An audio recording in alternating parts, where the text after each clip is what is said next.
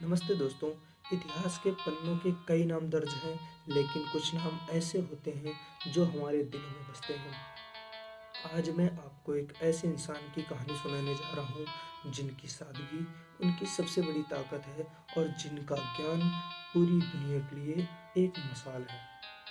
एक छोटा सा बच्चा जो रामेश्वरम के समंदर के किनारे अखबार बेचता था। किसी ने नहीं सोचा था कि एक दिन वही बच्चा भारत के आसमान में मिसाइलें उड़ाएगा और देश के सबसे ऊंचे पद यानी राष्ट्रपति भवन तक पहुंचेगा। जी हाँ, आज हम बात कर रहे हैं Bharat Ratna doctor APJ Abdul Kalam sir के बारे में। एक ऐसा सफ़र जो मुसलिसी से शुरू हुआ और महानता के शिखर पर खत्म हुआ। चलिए करीब से जानते हैं उनके जीवन के उन अनसुने किस्से को जिन्होंने उन्हें मिसाइल मैन और जनता का राष्ट्रपति बना दिया। भारत के पूर्व राष्ट्रपति मिसाइल मैन के नाम से मशहूर डॉक्टर एपीजे अब्दुल कलाम का जीवन एक असाधारण सफर है। एक छोटे से गांव के अखबार बेचने वाले लड़के से लेकर देश के सर्वोच्च नागरिक पद तक पहुंचने की उनकी कहानी हर किसी के लिए प्रेरणा का स्रोत है। इनका जन्म 15 अक्टूबर 1931 को तमिलनाडु के रामेश्वरम में एक साधारण तमिल मुस्लिम परिवार में हुआ था। इनके पिता का नाम जैनुलब्दीन एक नाविक थे और माँ असी अम्बा एक गृहिणी थी। परिवार की आर्थिक स्थिति बहुत अच्छी नहीं थी। शुरुआत में अपने पिता की आर्थिक मदद करने के लिए कलाम साहब अपने स्कूल के बाद अखबार बेचने का काम करते थे। उनकी माँ उन्हें पढ़ने के लिए हमेशा प्रोत्साहित करती थी। कलाम साहब को गणित और भौतिक में बहुत रुचि थी। उन्होंने सेंट जोसेफ कॉलेज तिरुचिरापल्ली से भौतिकी में स्नातक किया। इसके बाद 1955 में वह Madras institute of technology MIT से एरोस्पेस इंजीनियरिंग की पढ़ाई करने चले गए। उनका सपना फाइटर पायलट बनने का था, लेकिन वह चयन सूची में 9वें स्थान पर आए, जबकि केवल 8 सीटें थी। उन्होंने इस हार को स्वीकार किया और वैज्ञानिक बनने की राह चुनी।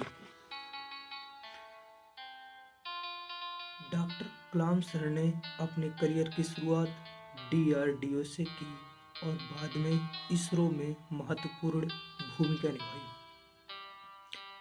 SLV थर्ड उनके नेतृत्व में भारत ने अपना पहला स्वदेशी सैटेलाइट लॉन्च व्हीकल बनाया, जिसने रोहिणी उपग्रह को अंतरिक्ष में स्थापित किया।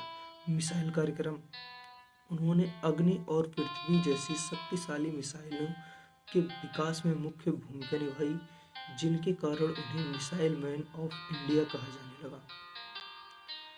पोखरण सेकंड 1998 में भारत के परमाणु परीक्षण को सफल बनाने में उनकी तकनीकी और रणनीतिक भूमिका सबसे महत्वपूर्ण थी।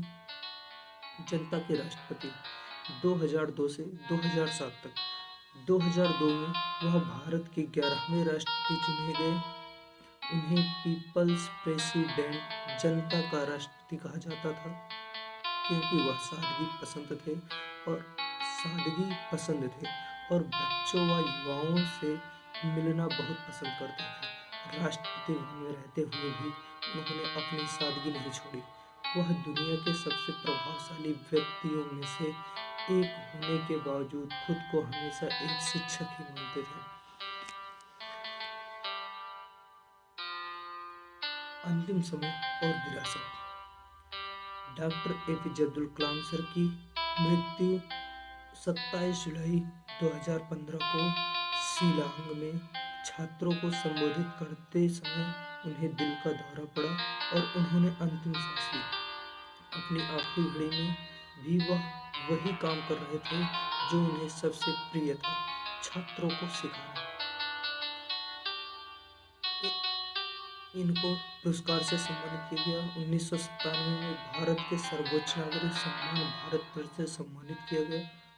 प्रमुख पुस्तकें उनकी आत्मकथा विंग्स ऑफ फायर और इग्नाइटेड माइंड्स आज भी लाखों लोगों को प्रेरित करती है। डॉक्टर कलाम का प्रसिद्ध विचार था, सपने वो नहीं होते जो आप नींद में देखते हैं, सपने वो होते हैं जो आपको सोने नहीं देते हैं। क्या आप डॉक्टर कलाम के किसी विशेष मिशन जैसे पोखरण परीक्षण या उनकी किताबों के बारे में और विस्तार में जानना चाहेंगे? यदि हाँ, तो आप कमेंट बॉक्स में कमेंट करके